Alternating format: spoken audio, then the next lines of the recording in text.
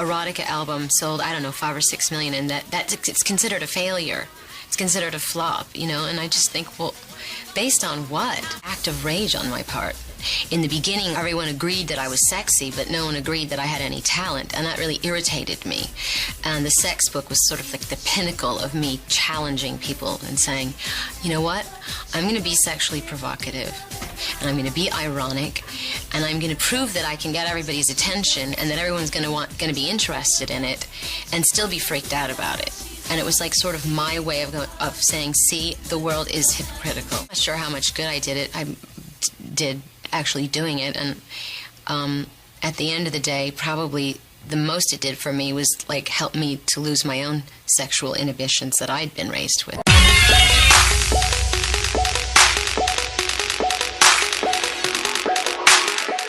E aí, seus felas? Se tem uma coisa que fã de Madonna gosta, é de ver a Madonna bem piriguete mesmo. E esta é a melhor era pra falar disso. Eu acho que Madonna já estava tão de saco cheio de ter os vídeos dela censurados ou até mesmo proibidos. Ela falou, ah é? Então me censura. Proíbe logo tudo. E aí Madonna presenteia a gente com essa obra-prima chamada Erótica, que na época não foi recebida dessa forma. Hoje, se você prestar atenção na sonoridade, na qualidade das letras que tem nesse disco, você percebe que ele foi muito bem feito, foi muito bem produzido. Só que toda aquela coisa sexual que estava em volta do disco abafou tudo isso. We've been talking about image a lot, and sometimes the music is overlooked, especially by the press. And I listened to the album today, and the album has a lot of good music on it. So what for you is the primary importance? Is it music? The most important thing is that I say the things I want to say in my music or whatever expression that may be, whether that's writing a book or writing songs or acting or whatever. The most important thing is that I feel fulfilled as an artist, and what the world gets out of it and what they choose to see, I can't control it or predict it. And of course I always hope that they will see that and get past, you know, what they consider the scandal or the imaging or but that's something the medias create. I have absolutely no control over the media. I only have control over what I do as an artist, and if I say what I want to say, then I have fulfilled myself. Did I answer your question? Yeah, I think so. How therapeutic is writing a song? Because extremely. Because there's a song on the album that's written about people that you've known that have died of AIDS. Mm-hmm. So in a way that the writing process for you is also a way of letting out emotions. Yes, and that's not to say even that everything I write is exactly true and what happened to me. I think that, you know, all kinds of artistic expression can be a cathartic experience for you emotionally. Whether you go to a canvas and take a brush and just like start painting, you know, smears of red and blue, or you write a poem, or you write a song, piece of music, whatever. It's absolutely therapeutic. Yeah. When you work on a song, what's the actual process? It's different every time. It's really different every time. Sometimes I have an idea musically in my head. I don't play an instrument, so I work with several different songwriters, and I will go to one of them and say, I hear this, play this on the piano or whatever, and record it. Sometimes people present me with music, and it inspires me to write words to it. The sound is quite raw on the album at times as well. How do you get that sound? I mean, how? By not producing it too much. I mean, actually, when we went in and we wrote the songs, Shep Pettibone and Andre Betts, the two different guys that I wrote with on this album, we did them all on 8-track. We made 8-track demos, and we basically kept them very true to what our original inspiration was when we were writing the songs. Instead of taking those tracks and then going into a 24-track and saying, okay, we have to do everything over, only better, we said, this is it, this is good enough. I mean, we did a few minor overdubs, but other than that, pretty much what you hear on the album is what the original demo form of each song was. That's probably why it has that raw feeling to it.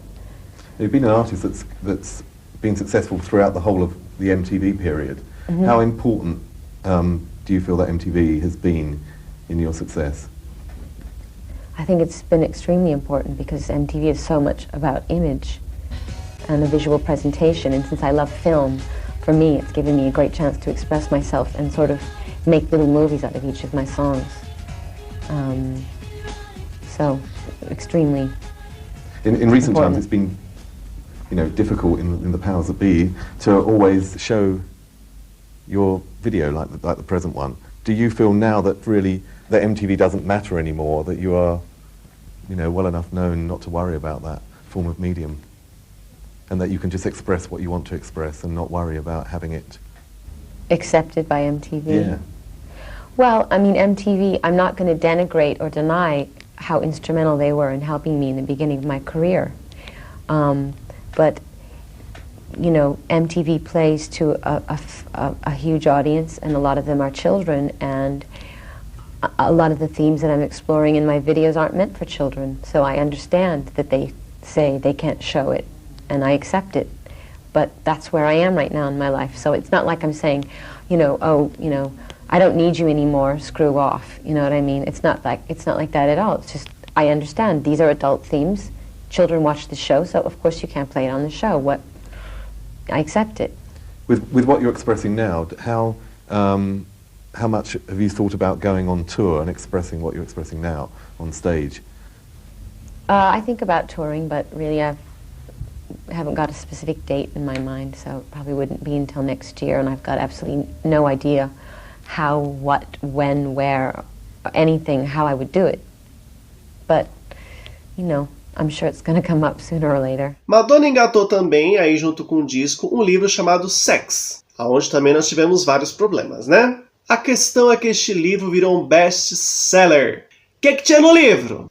Um monte de foto que eu não vou poder mostrar, porque senão o YouTube me bloqueia. E aí também foi filmado os bastidores de como foram feitas as fotos para esse livro. Com uma câmera de 8mm, que é para dar aquela impressão de ser um filme antigo. E a Madonna aproveitou essas cenas e colocou todas elas no clipe de Erotica. Madonna então se vestiu de dominatrix, incorporando o seu alter ego, que então é o que escreve o livro Sex, inspirado em Dita Parlo. E enquanto ela canta, a gente vai vendo vários bastidores de como foi feito o livro. A questão é, como eu tinha dito no começo do vídeo, Madonna já tinha metido o pé na porta. E me aparece nua em pelo no vídeo. Se a MTV já queria censurar mamilinhos, imagina então a negócia.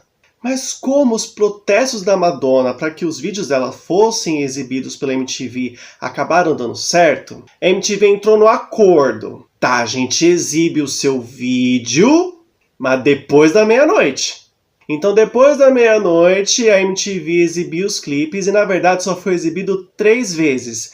Depois a MTV acabou banindo de vez. A estreia do vídeo da MTV aconteceu no dia 20 de outubro de 1992. Foi exibida só 3 vezes, essa versão que é a chamada de X-Rated. E aí, anos mais tarde, a MTV resolveu exibir esse clipe, só que uma versão censurada. Qual que é a diferença dessa versão censurada? É, na verdade, o mesmo clipe, porém com algumas cenas substituídas de muito explícito. Então eles colocaram outras cenas aí. E ao final, que é onde Madonna aparece nuzinha, não tinha sequer uma folha de acelga. O que eles fizeram? Colocaram tarjas na negócio da Madonna no final do clipe. A MTV não foi a única a não querer exibir o clipe por conta do seu conteúdo. A Video One resolveu por outra alternativa. Eles pegaram as partes em que a Madonna canta como dominatrix e mesclou com outros clipes antigos da Madonna. E aí nascia uma versão mais censurada ainda do clipe de Erotica. It's a particularly moralistic time in America at the moment, so why have you decided to release such a risque video now? Because it's a particularly moralistic time in America, it didn't make me sit back and say, oh, I better not do this now. People aren't going to be very accepting of it. Actually, a lot of the things that I deal with in my music and in the book is in particular with the repression that's going on in America right now. So I think that the timing's very good. So to what extent do you think that a video like this promotes tolerance to sexual diversity? To what extent? I really don't know. I mean, I don't know. There's a lot of really narrow-minded people, so if I can change the way that 1/100th of them thinks, then I've accomplished something, and I really can't predict how far-reaching that would be. You know, how many people I would change and how much tolerance would grow out of what the messages that I've put forth in the music. Do you notice any differences between the way that America reacts to some of the things you do and to the way that Europe reacts? Because in my opinion, I feel that we're much more tolerant as a society.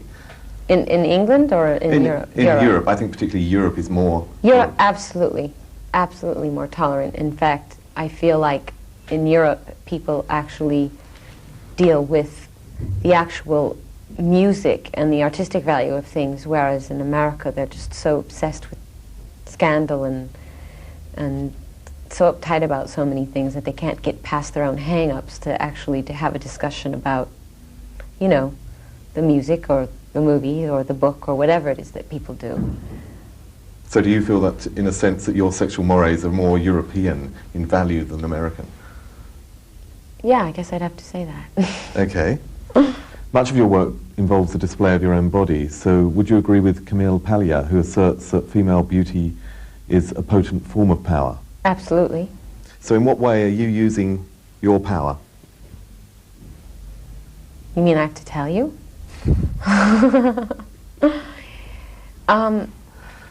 How am I using my power? By doing what I do. But she says, she asserts that the power of the female beauty is used today in a much more socio-political way, and that you are at the forefront. Well, it depends on what you do. I mean, you could be a beautiful girl and just sit around the house filing your nails all day, or you could be a beautiful girl who's out there saying something, taking risks, and trying to change people's way of thinking, which is what I think I am. But I have to preface all of that by saying that beauty is in the eye of the beholder. There are plenty of people who don't think I'm beautiful, so in that case, Camille's ideas are out the window. So. Do you believe that you've changed the sort of sexual mores of society, particularly in America? I've had an effect in changing them. Lots of other people have too, but yes. Is that more of a personal effect in terms of closer relationships, or in a wider term? Wider. Just overall general acceptance of other people's differences, sexual preferences, whatever. The video is seen on MTV around the world, and because it's a video, it will be seen as being glamorous. So to what extent do you feel that you're glamorizing sex without giving a safe sex message? Well, once again, I'm not really sure what you mean by glamour. I think there's going to be a lot of people who see the video and don't think it's glamorous at all. I think they're going to think it's repulsive or disgusting or something. I don't know. And in the video, I never display any sort of unsafe sex, so I'm not promoting unsafe sex. If someone puts a harness on me and is riding me around like I'm a farm animal, I don't consider that unsafe sex. So if I'm sharing a lollipop with someone, I don't consider that unsafe sex. But as far as my work goes, I have said so many things about practicing safe sex that I just think that it's a given, that people know that that's something that I believe in. So. And one more thing, it's a fantasy. The whole video is a fantasy. My book is a fantasy, and so I'm not actually saying this is what you should go out and do. I'm presenting a fantasy, not something that actually happened in reality. So it's something that you can actually, if you watch the video and you get off on it or you find it exciting, whatever, that is absolutely the safest form of sex for everyone. So. Is the book or the video actually your sexual fantasies, or is it like general sexual fantasies you feel? Well, I think it's a combination of many things. I think if anybody writes anything whatever, any writer, there's something of that writer in their work, even if it's fiction. So there are some of my ideas in it, there are other people's ideas in it, and I think it would be impossible to find the line, of where's fact and where's fiction. I think it's an absolute combination of it all. How did you get people to appear in the photos? Well, most of the people that are in the book were friends of mine or Stephen Meisel, photographer.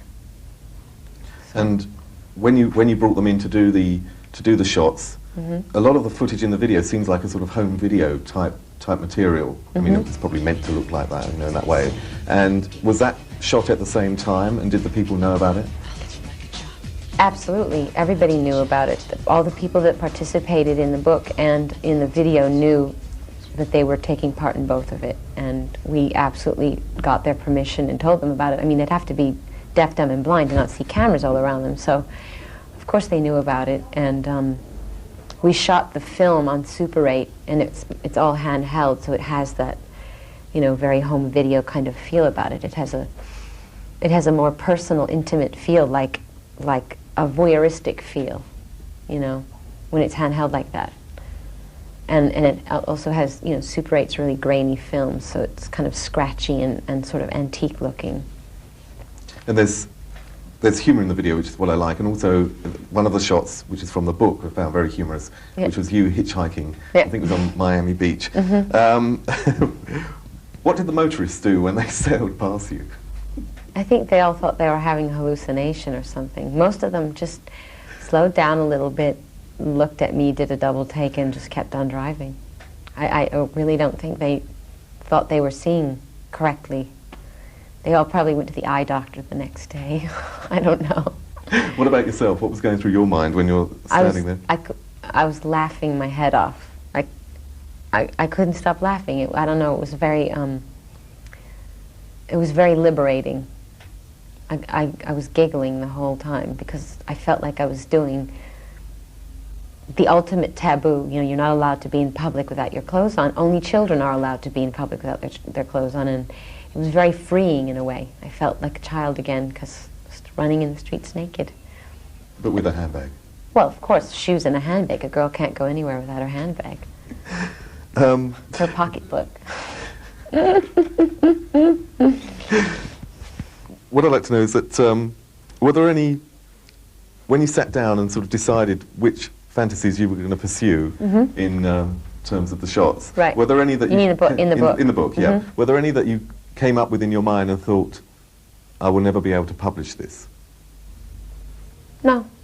I did everything I wanted to do. Absolutely. So the publisher didn't come to you, lay down any laws saying, well, I'll print the book. In the very beginning, when we all made the agreement to do the book, Warner Books, they gave me their rules. They said, we don't want you to do this picture, that picture. We don't want you